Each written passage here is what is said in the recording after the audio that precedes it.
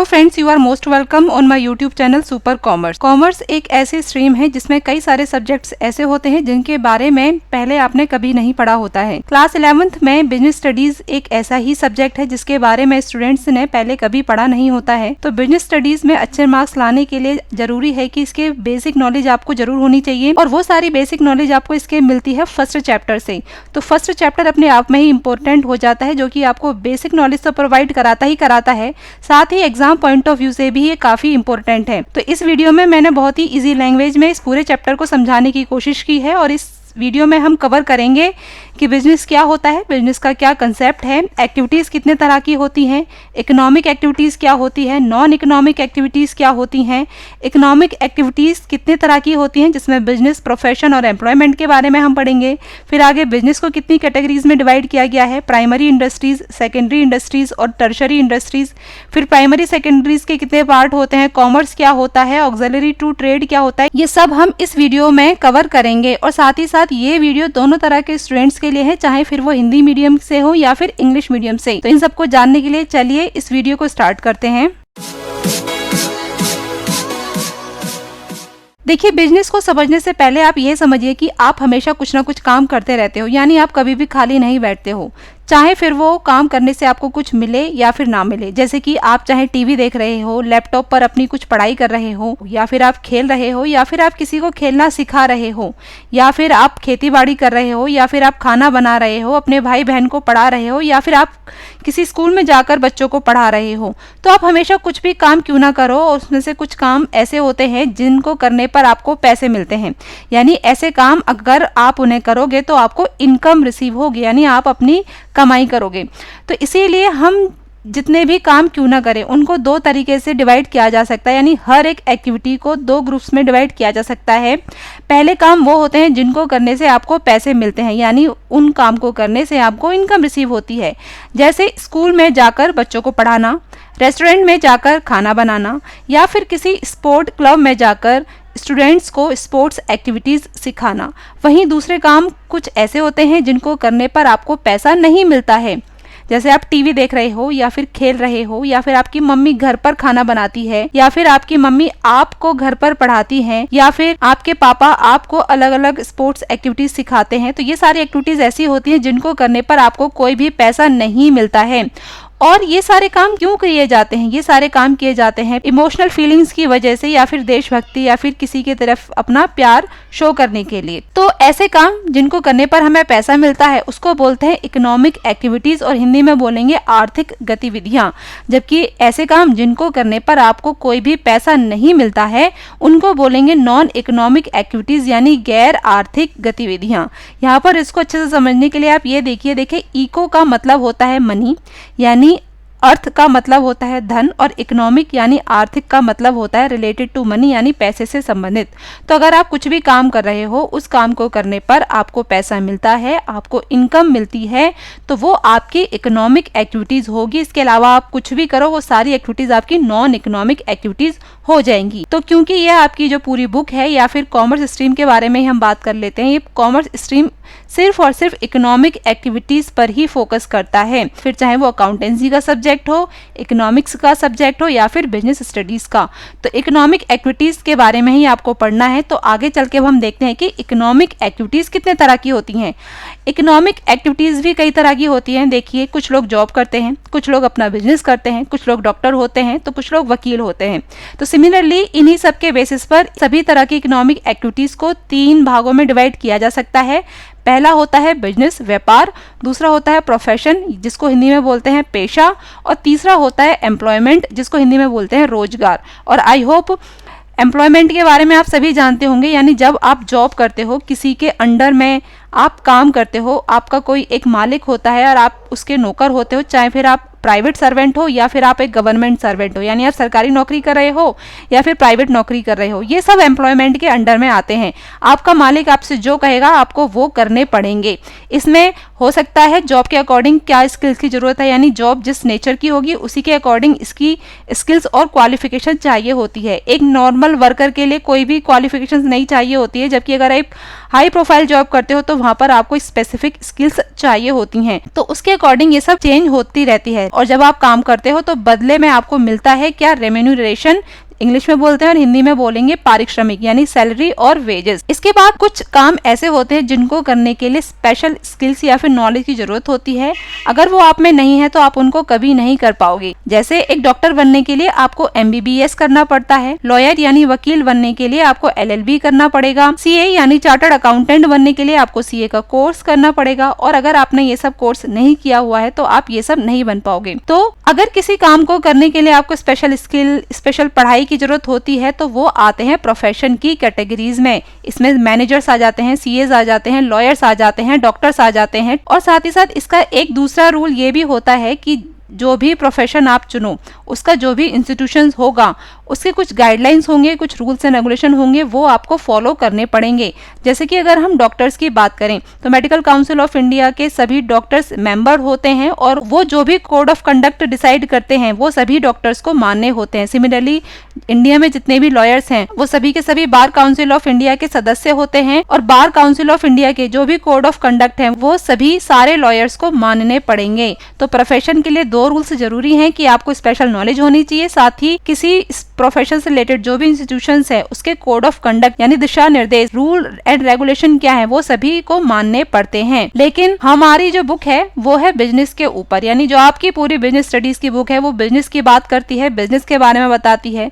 Profession और employment आपकी इसी चैप्टर में शुरू होकर इसी चैप्टर में खत्म हो जाएंगे। 2 या 3 नंबर का इसमें डिफरेंस आ सकता है कि बिजनेस, प्रोफेशन और एम्प्लॉयमेंट में डिफरेंस बताइए, तो वो आप प्रिपेयर कर सकते हो। अब हम आगे बढ़ते हैं कि बिजनेस क्या होता है और इसको आपको बहुत ही ध्यान से करना है, क्योंकि आपको बिजनेस अगर समझ में नहीं आया तो पूरी बुक आपको कभी समझ में नहीं आएगी। देखिए, सबसे पहली बात कि बिजनेस में आती कितने तरह की एक्टिविटीज है, कौन सी एक्टिविटीज आती हैं, इसको लेके काफी सारे स्टूडेंट्स में कंफ्यूजन बनी रहती है। बिजनेस में आप कहते हो कि हम अपना कुछ काम करते हैं, कोई भी चीज बनाते हैं, फिर उसको मार्केट में बेच देते हैं, तो ये वो बिजनेस कहलाता है। ये एक्चुअल में डेफिनेशन नहीं है। बिजनेस की डेफिनेशन क्या है कि बिजनेस में कौन कौन सी एक्टिविटीज आती हैं। देखिए, बिजनेस में आप क्या करोगे, या तो आप माल बनाओगे और फिर उसको मार्केट में बेचोगे यानी प्रोड्यूसिंग का काम होगा, या फिर अगर आप माल नहीं भी बना रहे हो तो फिर आप किसी ऐसे पर्सन से खरीदते हो जो कि ऑलरेडी बना रहा है, फिर उसको खरीद कर मार्केट में अधिक प्राइस पर उसको बेच देते हो, यानी उसमें बाइंग और सेलिंग का काम करते हो। तो 2 काम हो रहे हैं, या तो प्रोड्यूसिंग और सेलिंग का, या फिर बाइंग और सेलिंग का, यानी आप बनाओ और बेचो या फिर खरीदो और बेचो। जब खरीदना और बेचने का काम होता है तो इसके लिए एक अलग से वर्ड होता है जिसको हम बोलते हैं ट्रेड। आगे चल के हम इसको डिस्कस करेंगे। तो बिजनेस में 2 तरह की एक्टिविटीज आती हैं, प्रोड्यूसिंग और सेलिंग, दूसरा बाइंग और सेलिंग। इन दोनों में से कोई एक काम होना चाहिए। अब इनको किया क्यों जाता है? इनको किया जाता है प्रॉफिट अर्न करने के पर्पस से, यानी लाभ कमाने के उद्देश्य से। आप कुछ भी बना रहे हो और उसको मार्केट में बेच रहे हो, उसका सिर्फ और सिर्फ एक उद्देश्य, एक पर्पस यही होता है कि आपको प्रॉफिट अर्न करना है, आपको लाभ कमाना है। सेवा भावना, सोशल सर्विस आपका मोटिव नहीं होता है, आपको पैसा कमाना होता है, इसीलिए तो आप बिजनेस कर रहे हो। अगर आप ऐसी कोई एक्टिविटी करते हो, यानी आप माल बनाते हो लेकिन उसे दान दे देते हो, तो ये बिजनेस एक्टिविटी नहीं होगी, क्योंकि यहाँ पर आपका पर्पस प्रॉफिट अर्न करना नहीं है। साथ ही साथ एक कंडीशन और है कि जो भी आप काम करोगे वो रेगुलर बेसिस पर करोगे, यानी लगातार करोगे। ऐसा नहीं है आपने एक बार किया और छोड़ दिया। एग्जाम्पल, आपने 11th क्लास पास की, अब 11th क्लास की जो आपकी पुरानी बुक्स हैं वो आपने बेच दी, तो यहाँ पर आपने क्या किया, बाइंग और सेलिंग का काम तो हो रहा था। आपने 1 साल पहले वो बुक्स बाई की, खरीदी और फिर आप उसको बेच दी। अगर आपने पुरानी बुक्स लेके उनको थोड़ा सा अच्छी कीमत पर बेच दिया होगा तो हो सकता है आपको प्रॉफिट भी हुआ हो। तो यहाँ पर बाइंग और सेलिंग का काम भी हो रहा है, प्रॉफिट का काम भी हो रहा है, लेकिन यहाँ पर एक एलिमेंट मिस है कि वो रेगुलर बेसिस पर नहीं हो रहा है, यानी ये काम आपने सिर्फ एक बार करके छोड़ दिया। तो क्या ये एक्टिविटी आपकी बिजनेस एक्टिविटी कहलाएगी? नहीं, क्योंकि ये रेगुलर बेसिस पर नहीं हो रहा है। वहीं आप बार बार अलग अलग पुरानी बुक्स को खरीदते हो, फिर उसको बेचते हो, फिर खरीदते हो, फिर बेचते हो, तो फिर ये आपका बिजनेस एक्टिविटी कहलाएगी। एक दूसरे एग्जांपल से हम समझ लेते हैं। आपके पापा का है बिजनेस मास्क बनाने का, वो मास्क बनाते हैं फिर उसको बाजार में बेच देते हैं, जिससे उनको लाभ होता है और यही उनका सोर्स ऑफ इनकम है, यानी वो बार बार यही काम करते हैं। तो इसमें आपका प्रोड्यूसिंग और सेलिंग का काम भी हो रहा है। आपके पापा इसको प्रॉफिट के लिए करते हैं, यानी लाभ कमाने के लिए कर रहे हैं, साथ ही साथ रेगुलर बेसिस पर कर रहे हैं। तो इसमें तीनों चीजें हैं, तो इसीलिए एक बिजनेस एक्टिविटी है। वही आपके भाई ने क्या किया है, आपके भाई ने देखा कि दिवाली के टाइम पर बहुत ज़्यादा पोल्यूशन हो जाता है, तो इसीलिए उन्होंने सोचा क्यों ना वो अपने पार्ट टाइम में कुछ फेस मास्क बनाएं। तो उन्होंने फेस मास्क बनाए, यानी यहाँ पर प्रोड्यूसिंग का काम हो गया। फिर उन्होंने वो फेस मास्क बाजार में बेच भी दिए, सेलिंग का काम भी हो गया और उससे उसको प्रॉफिट भी मिला, यहाँ पर प्रॉफिट भी हो गया। लेकिन ये काम उन्होंने सिर्फ एक ही बार किया है, यानी सिर्फ दिवाली के टाइम पर ही किया है। तो क्या ये बिजनेस एक्टिविटी है? नहीं है। उन्होंने सिर्फ एक ही बार मास्क बनाए और उन्हें बाजार में बेच दिया, फिर उसको दोबारा नहीं किया, दोबारा मास्क नहीं बनाए। तो ये एक बिजनेस एक्टिविटी नहीं होगी, क्योंकि रेगुलर बेसिस पर नहीं हो रही है। वहीं दूसरी कंडीशन देखिए, अगर आपके भाई मास्क बनाते हैं और उसे बाजार में बेचते नहीं हैं, बल्कि गरीब लोगों को दान में दे देते हैं, तब भी ये एक्टिविटी बिजनेस एक्टिविटी नहीं कहलाएगी, क्योंकि यहाँ पर ना तो सेलिंग का काम हो रहा है और ना ही यहाँ पर प्रॉफिट मोटिव है, यानी लाभ कमाने के उद्देश्य से हो रहा है। तो इसीलिए आपके भाई जो भी काम कर रहे हैं वो बिजनेस एक्टिविटी नहीं कहलाएगी। सिर्फ और सिर्फ आपके पापा जो काम कर रहे हैं वो एक्टिविटी बिजनेस एक्टिविटी कहलाएगी। तो यहाँ से आई होप आपको बिजनेस का कंसेप्ट समझ में आ गया होगा, यानी बिजनेस की डेफिनेशन क्या होती है। तो ये प्रॉपर डेफिनेशन आपकी स्क्रीन के ऊपर है, जो आप अपने एग्जाम में लिख भी सकते हो कि बिजनेस एक इकोनॉमिक एक्टिविटी है। क्यों है? क्योंकि इसको करने पर पैसा मिलता है, जिसमें क्या करते हैं, या तो प्रोड्यूस और सेल करो, बनाओ और बेचो, या फिर खरीदो और बेचो। किसको? इसमें गुड्स एंड सर्विसेज को, यानी इसमें ऐसी वस्तुएं भी आती हैं जिनको आप देख सकते हो, छू सकते हो, साथ ही साथ ऐसी वस्तुएं भी आती हैं जिनको आप देख नहीं सकते, यानी जिसको बोलते हैं हम सेवाएं, सर्विसेज। जैसे कि आपको दिल्ली से मुंबई जाना है तो आप क्या करोगे? आप एरोप्लेन से जाओगे, ट्रेन से जाओगे, तो ये आपको क्या कर रहा है? सर्विस प्रोवाइड कर रहा है। या आपको अपने फ्रेंड से बात करनी है तो आप इंटरनेट के थ्रू या फिर फोन कॉल से बात करोगे, तो ये आपको सर्विस प्रोवाइड कर रहा है, यानी आवश्यकताओं को पूरा करने के लिए आप किसी न किसी तरह की सर्विस यूज कर रहे हो। तो ये चीज भी इंक्लूड होती हैं। तो यानी किसी भी तरह के गुड्स या फिर सर्विस को प्रोड्यूस करके सेल करो या फिर बाई करके सेल करो, तो वो बिजनेस एक्टिविटी कहलाती है। और इसको रेगुलर बेसिस पर करो और साथ ही साथ प्रॉफिट अर्न करने के बेसिस पर करो। ये हिंदी मीडियम के स्टूडेंट्स के लिए यहाँ पर डेफिनेशन दी गई है। ये डेफिनेशन यहाँ पर खत्म हो जाती है। इसके बाद एक नेक्स्ट इम्पोर्टेंट टॉपिक आता है, वो ये है कि बिजनेस के फीचर्स क्या हैं, कैरेक्टरिस्टिक्स क्या हैं, इसकी विशेषताएं क्या हैं। देखिए यहाँ पर मैं आपको एक चीज़ बता दूं कि अगर आपको ये डेफिनेशन समझ में आ गई ना, बिजनेस का कंसेप्ट समझ में आ गया, तो बिजनेस के फीचर्स आपको इजीली समझ में आ जाएंगे।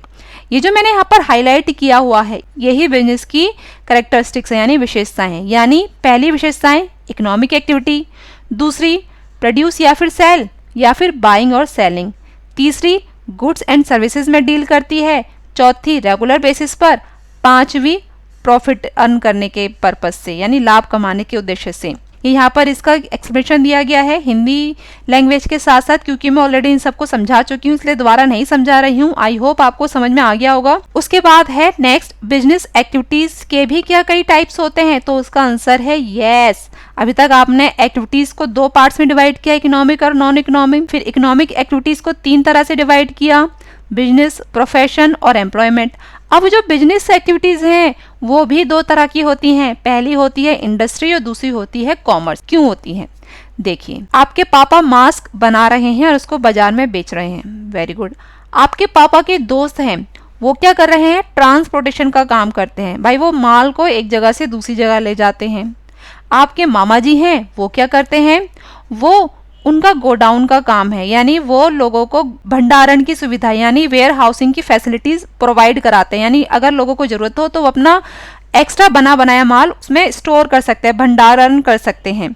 तो क्या आपने डिफरेंस किया कि एक जगह तो मैन्युफैक्चरिंग का काम हो रहा है, यानी बनाया जा रहा है सामान को, और दूसरी जगह क्या हो रहा है कि वो कुछ फैसिलिटीज प्रोवाइड करा रहे हैं कि आप आओ हमारे घर में अपने माल को, अपने स्टॉक को स्टोर कर लो, या फिर हमारी ट्रांसपोर्टेशन फैसिलिटीज ले लो और एक जगह से दूसरी जगह अपने माल को पहुंचा लो, या फिर हमारी कम्युनिकेशन फैसिलिटी ले लो और अपने कस्टमर से बात कर लो, या फिर हमसे पैसा ले लो और आपकी जो भी फाइनेंशियल नीड हो, यानी पैसों की जो भी जरूरत हो, वित्तीय आवश्यकताएं हो, उनको पूरा कर लो। तो इन्हीं दोनों के बीच में जो आपने डिफरेंस देखा, इन्हीं के बेसिस पर ही बिजनेस एक्टिविटीज को दो तरह से डिवाइड किया गया है। पहला इंडस्ट्री, जिसमें सिर्फ और सिर्फ बनाने का काम होता है, चाहे वो कैसे भी क्यों ना हो। और अगर कोई ऐसा काम है जिसमें आप कुछ बना नहीं रहे हो, कुछ प्रोड्यूस नहीं कर रहे हो, सिर्फ किसी न किसी तरह की फैसिलिटीज प्रोवाइड कर रहे हो, तो वो आ जाता है कॉमर्स में, जिसको हिंदी में बोलते हैं वाणिज्य। तो इसको और डिटेल में समझ लेते हैं। इंडस्ट्री में क्या मतलब, मैंने पहले ही बताया था, अगर आप किसी न किसी तरह से माल को बना रहे हो, प्रोड्यूसिंग का काम कर रहे हो या फिर मैन्युफैक्चरिंग का काम कर रहे हो, तो वो सीधे सीधे आ जाता है इंडस्ट्री में। तो इसमें क्या होता है कि आप एक प्रोडक्ट को इस तरह से उसमें चेंजेस लाते हो, इस तरह से उसमें कुछ काम करते हो कि वो बहुत ही यूजफुल बन जाता है। जैसे कि आपने किसान से गेहूं लिया, फिर उसको आटे में कन्वर्ट कर दिया, तो ये भी क्या कर दिया, आपने उसकी यूटिलिटी को, उसकी उपयोगिता को बढ़ा दिया। फिर दूसरे पर्सन ने क्या किया, उस आटे को लेकर उसका केक बना दिया, तो इस तरह से उसने भी क्या किया, मैन्युफैक्चरिंग का या फिर प्रोसेसिंग का काम किया और आटे की यूटिलिटी यानी आटे की उपयोगिता को बढ़ा दिया। तो इस तरह से किसी भी वस्तु में, किसी भी प्रोडक्ट में कुछ चेंजेस करके उसकी यूटिलिटी, उसकी उपयोगिता को बढ़ा देते हैं, तो वो इंडस्ट्री में कहलाता है। इसमें सभी तरह के काम आ जाते हैं जिसमें आप वस्तु को बनाते हो या फिर प्रोसेस करते हो, यानी किसी न किसी तरीके से इसमें मैन्युफैक्चरिंग का काम हो रहा है या फिर प्रोसेसिंग का काम हो रहा है, या फिर आप कंस्ट्रक्शन ही क्यों ना कर रहे हो, तो ये सब आ जाता है इंडस्ट्री में। तो एक सेंटेंस में हम ये कह सकते हैं कि आप अगर किसी प्रोडक्ट को बनाते हो यानी गुड्स को बनाते हो, तो वो सीधे सीधे किस में आ जाता है, इंडस्ट्री में आ जाता है। वहीं सर्विसेज कहाँ चली जाती हैं, वो कॉमर्स सेक्टर में आ जाती हैं। इसके अलावा एक और चीज है कि अगर आप जानवरों को पालते हो तो भी वो इंडस्ट्री में ही आता है, क्योंकि जानवरों को पालने से भी आप किसी न किसी तरह के उनकी यूटिलिटी, उनकी उपयोगिता को बढ़ाते हैं। यहाँ पर एक चीज जो ध्यान देनी है वो ये है कि अब तक आपने जो इंडस्ट्री का मतलब समझा वो ये समझा कि पूरी कंट्री में एक जैसे बिजनेस को हम बोलते हैं इंडस्ट्री। जैसे कि पूरी कंट्री में जितने भी कपड़े की फैक्ट्रीज हैं उनको बोलेंगे हम टेक्सटाइल इंडस्ट्रीज, या फिर पूरी इंडिया में जितने भी चीनी की फैक्ट्रीज हैं, चीनी के फार्म्स हैं, उनको बोलेंगे हम शुगर इंडस्ट्रीज, या फिर पूरे इंडिया में जितने भी बैंक हैं उन सभी को हम मिलाकर बोलेंगे बैंकिंग इंडस्ट्रीज। तो कभी कभी इंडस्ट्री का मतलब होता है पूरी इंडिया में या फिर पूरी कंट्री में एक जैसे कामों का ग्रुप। लेकिन आपको ये नहीं लिखना है, आपकी जो डेफिनेशन होगी वो ये होगी। कॉमर्स में क्या आता है, कॉमर्स में सर्विसेज आ जाती हैं, यानी अगर आप कोई भी ऐसे काम कर रहे हो जिससे फैसिलिटीज मिल रही हैं, सुविधाएं मिल रही हैं, किसको, इंडस्ट्रीज को। यानी इंडस्ट्री को अगर काम करने में किसी भी तरह की प्रॉब्लम आती है और उस प्रॉब्लम का सॉल्यूशन कौन प्रोवाइड करता है, वो प्रोवाइड करता है कॉमर्स। अभी हम पढ़ेंगे डिटेल में। तो अब हम आगे पढ़ते हैं कि इंडस्ट्री एक्चुअल में क्या होती है और वो कितने तरह की होती है। तो इंडस्ट्री आपने समझ लिया कि जिसमें किसी न किसी तरह से माल को बनाते हो। अब यहाँ पर आपने देखा था कि भाई कंस्ट्रक्शन का काम भी हो रहा है, आपने देखा था कि मैन्युफैक्चरिंग का काम भी हो रहा है, आपने देखा था कि खेती का काम भी इंडस्ट्री में आता है, आपने देखा कि जानवरों को पालने का काम भी इंडस्ट्रीज में आता है। तो इसी तरह से इंडस्ट्रीज को भी हम अलग अलग तरीके से 3 कैटेगरीज में डिवाइड कर सकते हैं। पहला प्राइमरी इंडस्ट्रीज, प्राथमिक उद्योग, दूसरा सेकेंडरी इंडस्ट्रीज, माध्यमिक उद्योग, और तीसरा आता है टर्शरी इंडस्ट्रीज यानी तृतीयक उद्योग। हम एक एक करके समझ लेते हैं। तो सबसे पहले हम देखते हैं प्राइमरी इंडस्ट्रीज का। तो देखिए प्राइमरी इंडस्ट्रीज का इसके नाम से ही पता चल रहा है कि इसमें ऐसे लोग आते हैं, इसमें ऐसे बिजनेसेस आते हैं जो फर्स्ट स्टेप पर होते हैं। फर्स्ट स्टेप पर क्या होंगे, रिलेटेड टू नेचर, यानी प्रकृति से रिलेटेड, नेचर से रिलेटेड जितने भी बिजनेसेस हैं वो सब प्राइमरी इंडस्ट्रीज में आते हो। चाहे फिर वो बिजनेस सीधे सीधे नेचर से कुछ ले रहा है या फिर नेचर की किसी भी चीज को पाल रहा है, चाहे वो जानवरों को पालना हो या फिर पौधों को पालना हो, यानी किसी तरह से अगर नेचर से रिलेटेड है वो प्राइमरी इंडस्ट्रीज है। अब प्राइमरी इंडस्ट्रीज भी आगे चलकर 2 पार्ट्स में डिवाइड हो जाती हैं। शॉर्ट फॉर्म है इसकी ईजी, यानी प्राइमरी इंडस्ट्रीज तो बहुत ईजी है। E for extractive and G for genetic industries. Extractive industries में क्या होता है, देखिए इसका नाम से ही पता चल रहा है, एक्सट्रैक्ट करना, निष्कर्मक उद्योग, यानी नेचर से सीधे सीधे लेना। तो अगर कोई बिजनेस ऐसा है जो नेचर से सीधे सीधे ले रहा है वो सारे एक्सट्रैक्टिव इंडस्ट्रीज में आ जाएंगे। जैसे कि मिनरल्स फ्रॉम अर्थ, उसमें क्या होता है, सीधे सीधे पृथ्वी में से, अर्थ में से कुछ मिनरल्स निकालते हैं, कुछ खनिज पदार्थ निकालते हैं। फिश फ्रॉम रिवर्स, नदियों में से सीधे सीधे हम क्या निकाल रहे हैं, मछलियां निकाल रहे हैं, या फिर समुद्र में से मछलियां निकाल रहे हैं। जंगलों में से जाकर लकड़ियां या फिर किसी भी तरह के जो दवाइयां हैं, मेडिसिन हैं यानी औषधियां हैं, वो हम ले रहे हैं, या फिर खेतीबाड़ी भी, ये सब किस में आ जाती है, एक्सट्रैक्टिव इंडस्ट्रीज में आ जाती हैं। जबकि जेनेटिक इंडस्ट्रीज में वो सारे काम आ जाते हैं जिसमें हम सीधे सीधे नेचर से तो लेते नहीं है, लेकिन नेचर की ही चीज को पालते हैं, उनको बड़ा करते हैं। जैसे डेयरी फार्म्स हो गए जिसमें जानवरों को पाला जाता है, पोल्ट्री फार्म, मुर्गी का पालना हो गया, नर्सरी जिसमें पौधों की अलग अलग प्रजातियों को पाला जाता है, या फिर अच्छे अच्छे बीज की पैदावार के लिए कोई काम किया जाता है, फिशिकल्चर मछलियों को पाला जाता है, या फिर मधुमक्खियों को पाला जाता है। तो ये सब किस में आ जाते हैं, जेनेटिक इंडस्ट्रीज में आ जाते हैं, जिसमें आप जानवरों को पाल रहे हो या फिर पौधों की प्रजातियों के लिए उनको पौधों को पाल रहे हो या फिर बीजों के लिए पौधों का काम आप कर रहे हो। तो ये सब किसमें आ जाते हैं, जेनेटिक इंडस्ट्रीज में आ जाते हैं। प्राइमरी के बाद आते हैं सेकेंडरी में। सेकेंडरी में ऐसे बिजनेसेस आते हैं जिनका रॉ मटेरियल यानी कच्चा माल प्राइमरी इंडस्ट्रीज से आता है, फिर वो इसमें कुछ काम करते हैं, कुछ एक्टिविटीज करते हैं जिसको हम बोलते हैं प्रोसेसिंग, और उसको एक दूसरे प्रोडक्ट में जिसको हम बोलते हैं फिनिश्ड गुड्स यानी तैयार माल, उसमें उसको कन्वर्ट कर देते हैं, उसमें उसको बदल देते हैं। इसमें होता है मैन्युफैक्चरिंग या फिर प्रोसेसिंग, यानी आप इसमें किसी न किसी तरह से मैन्युफैक्चरिंग या फिर प्रोसेसिंग कर रहे हो। जैसे चीनी बनाने का बिजनेस है, वो क्या करेगा, किसानों से गन्ना लेगा, फिर उसमें मशीन्स के थ्रू या फिर वर्कर्स के थ्रू प्रोसेसिंग का काम किया जाएगा और फिर उस गन्ने से क्या बन जाएगी, चीनी बन जाएगी। तो ये क्या हो जाएगा, सेकेंडरी इंडस्ट्रीज। या फिर स्टील बनाने के लिए लोहा लिया, कहाँ से, प्राइमरी इंडस्ट्रीज से, उस लोहे पर प्रोसेसिंग वर्क किया, कुछ काम किया और फिर उसको स्टील में कन्वर्ट कर दिया। तो ये भी किसमें आ जाएगा, सेकेंडरी इंडस्ट्रीज में। तो यहाँ पर क्या होता है कि कच्चा माल लिया जाता है, यानी एक तरह का माल लिया जाता है, उसमें कुछ काम किया जाता है, फिर उसको किसी दूसरे गुड्स में या फिर प्रोडक्ट में कन्वर्ट कर दिया जाता है। ये दो तरह के होते हैं, मैन्युफैक्चरिंग और दूसरा कंस्ट्रक्टिव। कंस्ट्रक्टिव में सीधे सीधे वही निर्माण उद्योग आ जाता है, यानी किसी भी तरह का कंस्ट्रक्शन वर्क हो रहा है, निर्माण काम हो रहा है, चाहे वो आप बिल्डिंग्स बना रहे हो, चाहे आप डैम्स बना रहे हो, पुलों को बना रहे हो, ब्रिजेस बना रहे हो, कुछ भी आप कंस्ट्रक्शन का काम कर रहे हो, तो वो सीधे सीधे इसमें आ जाता है। वही मैन्युफैक्चरिंग में, यानी जिसमें आप एक प्रोडक्ट को दूसरे प्रोडक्ट में कन्वर्ट करते हो। ये भी कई तरह के होते हैं, जिसकी शॉर्ट फॉर्म है आस्पा।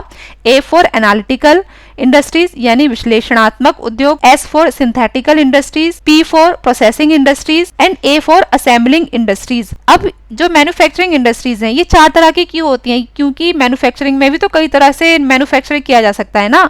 जैसे कि पहला, किसी भी रॉ मटेरियल को ब्रेक करना, जैसे कि ऑयल रिफाइनरी बिजनेसेस में होता है। ऑयल रिफाइनरी बिजनेस में, यानी आपने 10th में पढ़ा था ना कि जो क्रूड ऑयल होता है, जो कच्चा तेल होता है, उसको अगर हम गर्म करते हैं अलग अलग टेम्परेचर पर, तो अलग अलग टेम्परेचर पर हमें अलग अलग प्रोडक्ट मिलते हैं। यानी जो क्रूड ऑयल कच्चा तेल होता है, उनसे कई तरह के प्रोडक्ट मिलते हैं, जैसे फ्यूल ऑयल मिल गया, डीजल मिल गया, केरोसिन मिल गया, गैसोलीन मिल गया, रिफाइनरी गैसेज मिल गई। तो ये सारी चीजें क्या है, यानी आप क्रूड ऑयल को तोड़ रहे हो, उनको अलग अलग पार्ट्स में डिवाइड कर रहे हो। तो अगर ऐसा कोई बिजनेस है जिसमें एक रॉ मटेरियल को आप तोड़कर कई तरह के प्रोडक्ट्स में कन्वर्ट कर देते हो, तो वो बिजनेस आ जाते हैं किसमें, एनालिटिकल इंडस्ट्रीज में। इसको समझने के लिए मैं आपको बताती हूँ। देखिए, इसका नाम है एनालिटिकल, हिंदी में बोलेंगे विश्लेषणात्मक। यानी एनालिटिकल का मतलब क्या होता है, किसी चीज को बारीकी से समझना, और बारीकी से समझने के लिए आप क्या करोगे, उसको ब्रेक करोगे, उसको तोड़ोगे। तो एनालिटिकल एंड विश्लेषण मतलब रॉ मटेरियल को ब्रेक करके उसको अलग अलग तरीके के प्रोडक्ट्स में कन्वर्ट कर देना। Synthetical just opposite to analytical industries होती है। फर्स्ट में आपने ब्रेक किया था, इसमें आप मिक्स कर दोगे। अब मिक्स भी कैसे करोगे, आप कोई खाना थोड़ा ना बना रहे हो, कोई किसी भी क्वांटिटी को किसने भी मिक्स कर दिया और खाना बन गया। इसमें मिक्स करने का भी क्या होता है, आप केमिकली फॉर्म पर मिक्स करोगे। 10th क्लास में आपने समझा होगा। जैसे कि अगर आप शैम्पू बनाने का बिजनेस करते हो, तो शैम्पू आप ऐसे ही नहीं बना लोगे, आपको हर एक जो भी मटेरियल उसमें मिक्स किया जाएगा, हर एक एलिमेंट जो उसमें मिक्स किया जाएगा, उसका एक फिक्स टेम्परेचर होगा, फिक्स क्वांटिटी होगी, उसको केमिकल लेवल पर मिक्स करोगे तभी वो शैम्पू बनेगा। तो जितने भी मिक्स करने पर जो चीजें बनती है, चाहे वो साबुन हो, शैम्पू हो, पेंट हो, मेडिसिन हो, ये सारी की सारी सब किस में आ जाते हैं, सिंथेटिकल इंडस्ट्रीज में आ जाते हैं। फिर उसके बाद आता है प्रोसेसिंग इंडस्ट्रीज। इसके नाम से ही पता चल रहा है कि इसमें प्रोसेस होता है, यानी अलग अलग स्टेजेस पर प्रोसेस का काम होता है। जितने भी आप रेडीमेड खाना खाते हो ना, चाहे फिर वो कोल्ड ड्रिंक हो, चाहे वो चिप्स का पैकेट हो, कुरकुरे का पैकेट हो, यानी जितने भी प्रोसेस्ड फूड्स होते हैं वो सब प्रोसेसिंग इंडस्ट्रीज में आ जाते हैं। पेपर हो गया, शुगर हो गया, स्टील की इंडस्ट्रीज हो गई, आयरन की इंडस्ट्रीज हो गई, ये सब प्रोसेसिंग में आते हैं। यानी ज़्यादातर जो आप देखते हो वो या तो प्रोसेसिंग का होता है या फिर वो असेंबलिंग का होता है।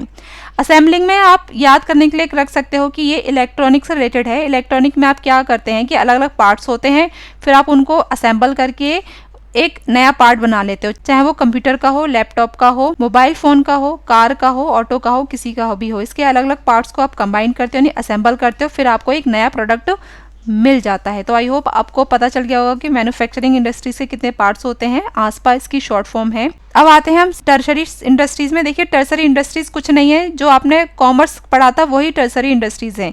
यहाँ पर कंफ्यूज मत होना। देखिए, बिजनेस दो तरह के बताए थे, इंडस्ट्री और कॉमर्स। जितने भी चीज़ें बन रही होती हैं वो सब इंडस्ट्रीज़ में आ जाती हैं, और जो भी सर्विसेज होती हैं, सेवाएं होती हैं, वो सब कॉमर्स में आ जाती हैं। और जब आप इंडस्ट्रीज़ को आगे पढ़ोगे, डिवाइड करोगे, तो इसमें जो टर्सरी सेक्टर में भी वही आ जाती हैं, क्योंकि बनाने का काम तो सारा प्राइमरी सेकेंडरी में आ गया, तो जितनी भी सर्विसेज बचेंगी वो सारी आ जाएंगी टर्सरी इंडस्ट्रीज़ में। तो टर्सरी इंडस्ट्री यानी तृतीयक क्षेत्र में आ जाता है जितनी भी फैसिलिटीज़ हैं, चाहे वो बैंकिंग की फैसिलिटीज़ हो, चाहे वो वेयर हाउसिंग की यानी भंडारण की फैसिलिटीज़ हो, चाहे वो एडवर्टाइजिंग की कैसी भी तरह की फैसिलिटीज़ हो, वो सब इसमें आ जाएंगी। साथ ही साथ इसको सपोर्ट सर्विसेज भी कहते हैं या फिर ऑक्सिलरी ट्रेड भी कहते हैं, और इसी के बारे में अब हम आगे चल के पढ़ेंगे। तो ये हो गया आपका पूरा चार्ट। तो अब हम कॉमर्स के बारे में पढ़ते हैं डिटेल में, क्या होता है कॉमर्स। देखिए, अभी तक आपने पढ़ा कि माल को बनाने का काम कहाँ होता है, इंडस्ट्रीज में होता है, चाहे वो किसी भी तरह का क्यों ना हो, यानी मैन्युफैक्चरिंग हो, प्रोसेसिंग हो, कुछ भी हो, वो सब इंडस्ट्रीज में हो रहा है। लेकिन जो भी गुड्स, जो भी माल आप बना रहे हो, क्या वो आप अपने लिए बना रहे हो? नहीं, मार्केट में बेचने के लिए। अब मार्केट में बेचने के लिए क्या क्या जिस स्टेट में, जिस राज्य में आप बना रहे हो वहीं बेचोगे? नहीं ना, आप किसी एक जगह पर बनाते हो और अलग अलग जगह पर वो यूज़ होता है, यानी आपके जो कस्टमर्स हैं अलग अलग जगह पर वो होते हैं। तो आप अपने कस्टमर्स को उस बने बनाए माल को कैसे बेचोगे? तो आपको ज़रूरत होगी किसकी? ट्रांसपोर्टेशन सर्विसेज की। तो आप उसके लिए अपना अलग से बिजनेस तो खोलोगे नहीं, आपको एक ऐसा पर्सन चाहिए होगा जो आपकी इस प्रॉब्लम को सॉल्व कर सके। साथ ही साथ आप जो भी प्रोडक्ट बना रहे हो उसके बारे में क्या सबको पता है? माना आपने एक नए शैम्पू बनाने का बिजनेस स्टार्ट किया, तो आपका शैम्पू कौन खरीदेगा जब उनको पता ही नहीं होगा कि आप किस तरह का शैम्पू बना रहे हैं और उसके क्या यूजेस हैं, क्या बेनिफिट्स हैं? तो आप कैसे बताओगे लोगों को? तो कैसे बताओगे? एडवर्टाइजमेंट के थ्रू। तो आपको एक ऐसा पर्सन चाहिए होगा, एक ऐसा व्यक्ति चाहिए होगा जो आपकी इस प्रॉब्लम को सॉल्व कर सके। इसके अलावा आप जब माल प्रोड्यूस करोगे तो क्या आप थोड़ी सी क्वांटिटी में ही प्रोड्यूस करोगे या फिर ज़्यादा क्वांटिटी में? ऑब्वियसली ज़्यादा क्वांटिटी में, क्योंकि तभी तो आपकी लागत यानी कॉस्ट कम आएगी। तो जब आपने ज़्यादा क्वांटिटी में प्रोड्यूस कर लिया, लेकिन सारा का सारा तो बिक नहीं जाएगा, तो जो बिना बिका रह जाता है वो कहाँ रखोगे? क्या आप उसके लिए अलग से बड़े बड़े गोडाउन बनाओगे? सब तो ये नहीं बना सकते। तो क्या होगा कि आपको एक ऐसे पर्सन चाहिए होगा जो आपको गोडाउन यानी वेयर हाउसिंग, भंडारण की सुविधा प्रोवाइड करा सके और आपकी प्रॉब्लम को सॉल्व कर सके। इसके अलावा अगर आपको अपना बिजनेस बड़ा करना है तो आपको ज़्यादा पैसा चाहिए होगा। अब आप सारा पैसा तो पहले ही अपने बिजनेस में लगा चुके हो, तो वह एक्स्ट्रा पैसा लाओगे कहाँ से? तो ऐसी कंडीशन में इस प्रॉब्लम को सॉल्व करने के लिए एक ऐसा पर्सन चाहिए होगा जो आपको पैसा प्रोवाइड करा सके। तो ये जो सारी जो प्रॉब्लम्स हैं जो आपने देखी अभी, कि माल को कैसे एक स्थान से दूसरे स्थान पर पहुंचाया जाए, अपने कंज्यूमर्स को कैसे माल के बारे में बताया जाए, एक्स्ट्रा माल है उसको कहाँ स्टोर किया जाए, एक्स्ट्रा पैसे को कहाँ से लिया जाए, तो ये जितनी भी प्रॉब्लम्स आ रही हैं इसका एक पर्टिकुलर वर्ड है जिसको इंग्लिश में बोलते हैं हिंड्रेंसेस और हिंदी में बोलेंगे बाधाएं। तो ये बाधाएं क्या होती है? ये जो प्रॉब्लम्स आ रही हैं इनको सॉल्व कौन करता है? इसको सॉल्व करता है कॉमर्स। तो कॉमर्स क्या है? तो कॉमर्स में वो सारी एक्टिविटीज़ आ जाती हैं जो इंडस्ट्रीज़ की सभी प्रॉब्लम्स को सॉल्व करती हैं। यानी हिंड्रेंस ऑफ पर्सन्स, यानी एक जगह से दूसरी जगह को माल लाने ले जाने के लिए ट्रांसपोर्टेशन के साथ साथ पर्सन्स भी तो होने चाहिए ना, जो मैन्युफैक्चरर से माल खरीदें और कंज्यूमर तक बेच दें। तो ये कौन सॉल्व करता है? ट्रेड, व्यापार। अब ट्रेड क्या होता है? ट्रेड का मतलब होता है बाइंग एंड सेलिंग, कम दाम पर खरीदना और अधिक दामों पर बेच देना। जो भी आप सामान लेने जाते हो रिटेल शॉप से, वो किस में आ जाता है? ट्रेड में आता है। और जो रिटेल शॉपकीपर्स होते हैं वो कहाँ से खरीदते हैं? होल सेलर से, यानी थोक विक्रेता से। इसके बारे में पूरा आपका चैप्टर है, आप उसमें डिटेल में समझोगे। इसके अलावा हिंड्रेंस ऑफ प्लेसेस यानी स्थान संबंधी बाधा, यानी माल को एक जगह से दूसरी जगह पर ले जाने की जो प्रॉब्लम है वो सॉल्व कौन करता है? वो करता है ट्रांसपोर्ट यानी परिवहन। टाइम की बाधा, समय की बाधा का मतलब आपने बनाया आज है लेकिन उसको यूसेस तो पूरे साल होना है। जैसे कि किसान हो आप, तो आपने गेहूं का उत्पादन इस महीने कर लिया, यानी मार्च के महीने में आपने प्रोडक्शन कर लिया, लेकिन जो गेहूं का जो कंजप्शन है, गेहूं का जो यूज़ है वो तो पूरे साल भर होना है। तो जो एक्स्ट्रा गेहूं है वो कहाँ स्टोर किया जाएगा? वो स्टोर किया जाएगा वेयर हाउसिंग में यानी गोदामों में। तो टाइम की प्रॉब्लम को कौन सॉल्व करता है? स्टोरेज। ये आप ध्यान से समझना, इससे रिलेटेड छोटे छोटे क्वेश्चन आते हैं और बच्चों को पता नहीं होते, गलत हो जाते हैं। फिर एक प्रॉब्लम और होती है रिस्क। रिस्क मतलब अब आपने इतना सारा माल जो इकट्ठा करके वेयर हाउसेज में रखा गया है, भंडार जिसका किया गया है, आपको डर है कि कहीं आग ना लग जाए, कहीं चोरी ना हो जाए। तो इसकी प्रॉब्लम को सॉल्व कौन करता है? इसकी प्रॉब्लम को सॉल्व करने के लिए आती है इंश्योरेंस कंपनीज। वो आपका माल का बीमा कर लेती हैं, बदले में वो आपसे कुछ प्रीमियम चार्ज करती हैं, और जब कभी भी अगर आपकी चोरी हो जाती है या फिर जल जाता है तो आपका पूरा का पूरा पैसा उस कीमत का, यानी जितनी कीमत का आपका माल था वो आपको दे देती हैं। तो ये इंश्योरेंस के ऊपर भी आपका पूरा का पूरा चैप्टर है। इसके अलावा अगर आपको पैसे की ज़रूरत है, यानी जो आपकी वित्त की बाधा है, जो हिंड्रेंस ऑफ प्रॉब्लम है, वो कौन सॉल्व करेगा? वो सॉल्व करता है बैंक। सूचना की बाधा, यानी आप कैसे अपने कस्टमर्स को बताओगे कि भाई हमारे माल की ये विशेषताएं हैं, आप इसको यूज़ करो तो आपको ये फ़ायदा होगा। ये कैसे बताओगे? थ्रू एडवर्टाइजमेंट, यानी विज्ञापन के थ्रू। तो कॉमर्स क्या है? ये प्रॉपर डेफिनेशन हिंदी और इंग्लिश में आपकी स्क्रीन पर है कि कॉमर्स में वो सारी एक्टिविटीज़ आ जाती हैं जो एक्टिविटीज़ ट्रेड की प्रॉब्लम्स को, यानी ट्रेड की बाधाओं को, ट्रेड की हिंड्रेंसेस को सॉल्व करती हैं। वो प्रॉब्लम्स क्या होती हैं? पर्सन से रिलेटेड प्रॉब्लम, प्लेस से रिलेटेड प्रॉब्लम, टाइम की, रिस्क की, फाइनेंस की और इंफॉर्मेशन की। इसके साथ ही ट्रेड को छोड़कर बाकी की जो भी प्रॉब्लम्स हैं, यानी बाकी के जो भी सॉल्यूशंस हैं, वो क्या कहलाता है? ऑक्सिलरी टू ट्रेड, यानी व्यापार के सहायक। तो ट्रेड को छोड़ के transport, storage and warehousing, insurance, bank और एडवर्टाइजिंग, ये सब क्या कहलाते हैं? ऑक्सिलरी टू ट्रेड, और हिंदी में बोलेंगे व्यापार के सहायक। लेकिन अगर कॉमर्स के बारे में आपसे बात की जाए तो आप ये ऊपर सारे के सारे इसमें सॉल्यूशंस और प्रॉब्लम्स लिखोगे। तो यहाँ पर अब आपको अच्छे समझ में आ जाएगा कि जो कॉमर्स होती है उसमें क्या जाती हैं? ट्रेड भी आ जाते हैं और ऑक्सिलरी टू ट्रेड भी आ जाती हैं। यहाँ पर आपने कॉमर्स की डेफिनेशन पढ़ी थी कि कॉमर्स में सारी की सारी चीज़ें आ जाती हैं जो भी इंडस्ट्री की प्रॉब्लम को सॉल्व करते हैं। अब इंडस्ट्रीज की प्रॉब्लम पर्सन से रिलेटेड भी होती है जो ट्रेड सॉल्व करता है, और ये सारी प्रॉब्लम्स भी होती हैं। तो इसीलिए जो अकेला जो ट्रेड है, जो बाइंग और सेलिंग का काम हो रहा है, वो अलग से कैटेगरी में आ जाएगा, और इसके अलावा जितनी भी जो प्रॉब्लम और सॉल्यूशंस हैं वो किस में आ जाएंगे? ऑक्सिलरी टू ट्रेड में। तो यहाँ पर फिर से वही जो ऑलरेडी समझा चुकी हूँ, ट्रेड का मतलब है सामान को खरीदना और बेचना। ये दो तरह के होते हैं। इंटरनल ट्रेड, इंटरनल ट्रेड का मतलब होता है कि देश के अंदर ही माल को खरीदना और बेचना। दूसरा होता है एक्सटर्नल ट्रेड, जिसको हिंदी में बोलते हैं बाहरी व्यापार, यानी विदेशों के साथ खरीदना और बेचना माल को। अब जो इंटरनल ट्रेड होता है, तो क्योंकि ये देश के अंदर ही होता है, तो देश के अंदर भी ये दो तरह के होता है, एक तो होलसेल और दूसरा रिटेल, जो पहले बताया था। यानी होलसेलर्स क्या करते हैं? ये लार्ज क्वांटिटी में मैन्युफैक्चरर, यानी जो माल को बना रहे हैं, उनसे खरीदते हैं और रिटेलर्स को बेच देते हैं। और रिटेलर्स क्या करते हैं? ये छोटी छोटी क्वांटिटी में होलसेलर से खरीदते हैं और फाइनल कंज्यूमर्स को बेच देते हैं। यानी आप जो माल लेने जाते हो, आप जो सामान खरीदते हो, वो किससे खरीदते हो? वो रिटेलर से खरीदते हैं। रिटेलर, आप जो सामान खरीदने जाते हो बाजार में, वो किससे खरीदते हो? रिटेलर से। और रिटेलर किससे खरीदेगा? होलसेलर से। और होलसेलर किससे खरीदेगा? डायरेक्ट मैन्युफैक्चरर से। तो ट्रेडिंग का मतलब समझ में आ गया? मैन्युफैक्चरर ट्रेडिंग में नहीं है, सिर्फ होलसेलर और रिटेलर ट्रेडिंग में आते हैं, क्योंकि यही माल को बनाते नहीं हैं, ये सिर्फ क्या करते हैं? एक जगह से खरीद लेते हैं और दूसरी जगह बेच देते हैं, सिर्फ देश के अंदर ही। लेकिन अगर विदेशों के साथ ये डीलिंग हो रही हो तो वो कहलाता है एक्सटर्नल ट्रेड, और ये तीन तरह के होते हैं: इंपोर्ट, एक्सपोर्ट और इंटरपोर्ट। इंपोर्ट मतलब आयात, यानी आना।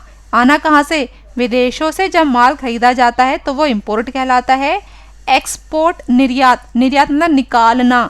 निकालना मतलब कहाँ निकालोगे? विदेशों की तरफ निकाल दो, यानी विदेशों को जब माल बेचा जाता है तो वो कहलाता है एक्सपोर्ट।